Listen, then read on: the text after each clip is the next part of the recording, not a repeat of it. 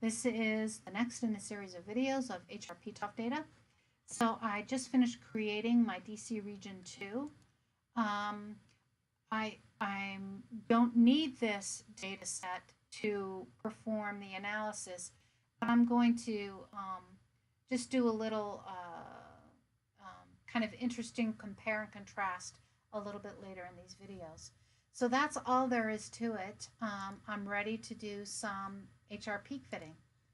So I'm going to clean this up a little bit, and I'm going to go ahead and select some data. So I'm going to select, we'll say my new bin, about 9, and I'm going to select DC region 1, and I'll just grab one spectra from my to-do wave and see what it looks like in my high resolution. So here we are, we're examining, let's look at maybe some of our favorite ions, 43, and so on and so forth. And basically, I'm just checking to see how noisy these raw spectra are. I know the signals are quite a bit lower than my mass spec data. So I'm just kind of checking to see that I have decent fits for some of these ions. And it's all looking pretty good. There's 48, here's SO. It's all looking great.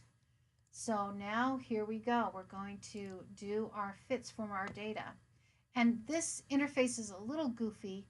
Right now I have selected PToF here. And now I'm going to go ahead and select all these 3 groups here.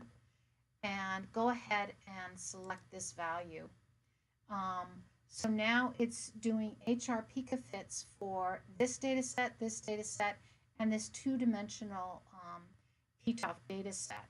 So it's about, I guess, 22 times the computing length it took to do this just for my mass spec data.